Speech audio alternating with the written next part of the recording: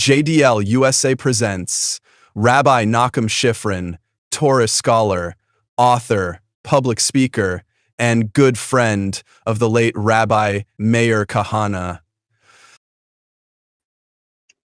Shalom from the South Shore of Chicago this week, and a very interesting venue here. We're with the wonderful family from the JDL, Natasha and Jason, and we're giving a shout out to all the Jews that care about Israel, care about the Jewish people. And we thought when we talk about who are we and what are we doing, how do we get here? Sometimes that message is lost with all the stuff that's going on.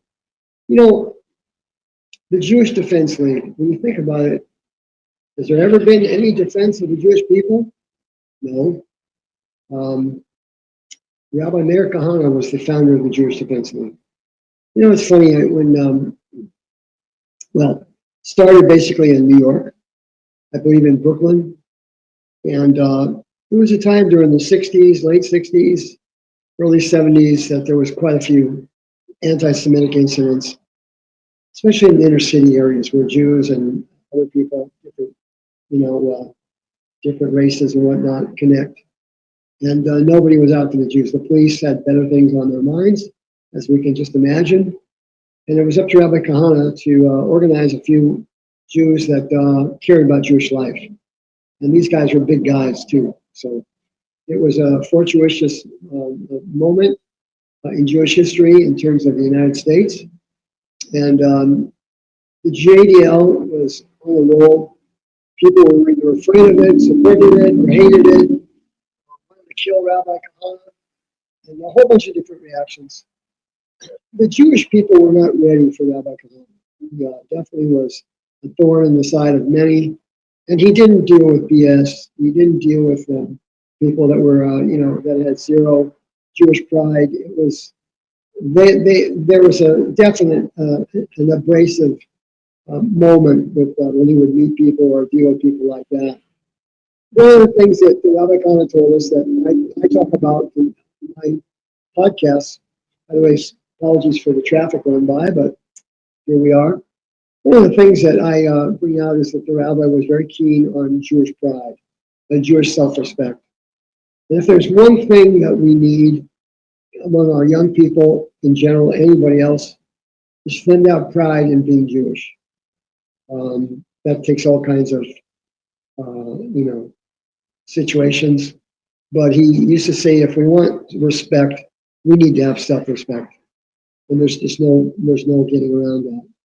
Many Jewish organizations, you can tell, Rabbi Kahana used to say, when you go into the office of a Jewish organization, you can judge a Jewish self-respect quotient by how thick the carpet is and how thick the upholstery is on their nice chairs. And it's usually right. But the JDL was started to protect Jewish lives. There came a point back east in New York area, in the Bronx, in Brooklyn, areas like that, Crown Heights for sure, where there was just a little bit too much people taking advantage of Jews. Rabbi Kahana stepped in, and as they say, the rest is history. There was a time when Rabbi Kahana, I think he moved to Israel in the late 60s, early 70s, and he was always mocked by the establishment Israelis. Well, what do we need? We have an army here. Why do we need a Jewish Defense League? Well, right? Jews were getting stabbed in the old city in Jerusalem. They were having rocks thrown at them. All kinds of stuff was going on, which the Jewish establishment was allowed to report. And it was Rabbi Kahana that came in, made issues out of places where, again, the establishment of Judaism in Israel was not going to do anything. The Orthodox, in general, were very apathetic, and they're studying all day, and they don't have time for this, blah, blah, blah. But little by little, over the years, over the decades, I should say, you see a lot of support for the JDL and for Rabbi Kahana himself. More often than not, you're likely to see a bumper sticker that says, Kahana Tzadak. Kahana was right. Everything he said was right, and he was. We are just finishing the long period of Elul and Tishrei, where we celebrated from Rosh Hashanah, the Jewish New Year, Yom Kippur, Day of Atonement, and then finally we were in the Sukkah, those huts that you see with the thatched roofs and whatnot, commemorating the Exodus from Egypt and symbolizing the clouds of glory, as it were, the clouds that were to keep the Jews in the desert, in the Sinai desert, which gets 130 or 140 degrees in the sun down there. You don't want to be out of the shade. So the Jews were able to live there for 40 years and study Torah and then galvanize their nations and their ability to be a nation, with all that implies. In light of recent events in Israel, again, we at the JDL, and we that are followers of Rabbi Kahana, we just shake our head and wonder, when is the ball going to drop here? You're dealing with terrorists, you're dealing with animals with blood on their hands, Jewish blood on their hands. And the question is, maybe at least 1,000, 2,000 people that did have blood on their hands, Jewish blood on their hands. How could they do that, right? And my daughter once said to me, well, Daddy, if you were in Gaza, wouldn't you want to be freed, no matter what the cost? And I would say to her, you know something?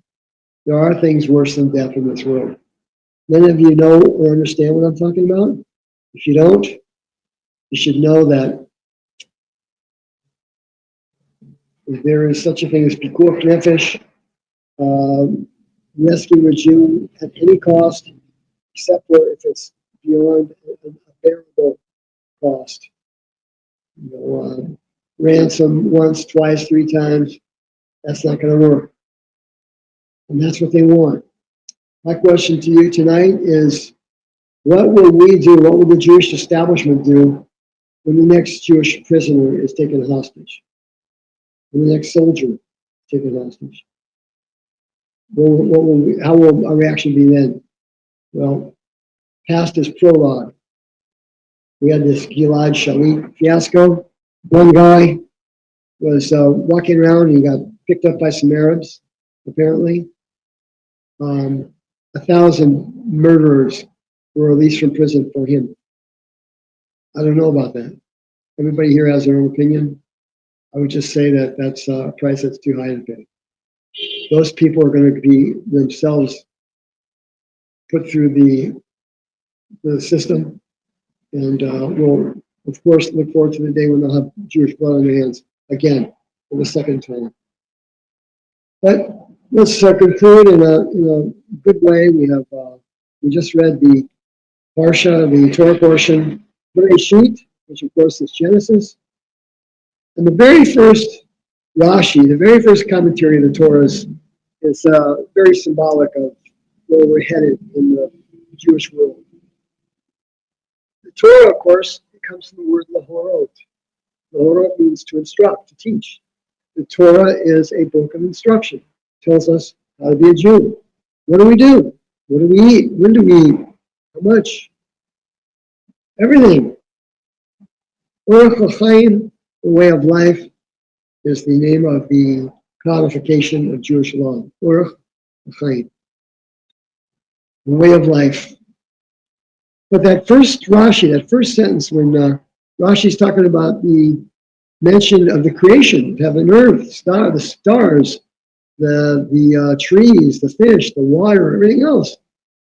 And so he brings out an interesting point that if the Torah is a book of instruction, why do we need to know about the creation of heaven and earth? What does that have to do with how do I pray? How do I study? What kind of a blessing do I use when I want to eat something? All those are the things that are instructed through Jewish law. So the answer, Rashi says, is Magid Ma'asav, Magid Ma'asav, there you go.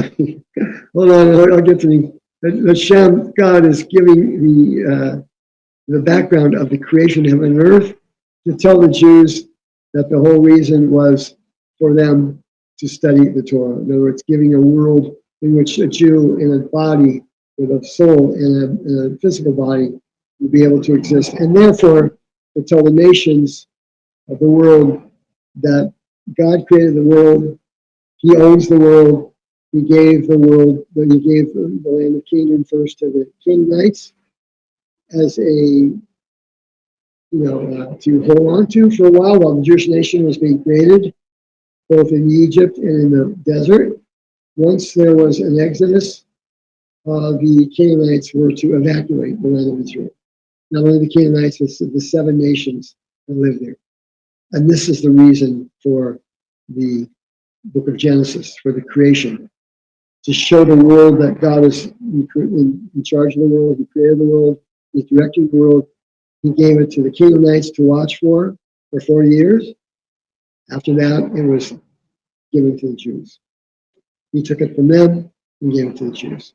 So this is an answer that, of course, for all those people that say from the ocean to the river,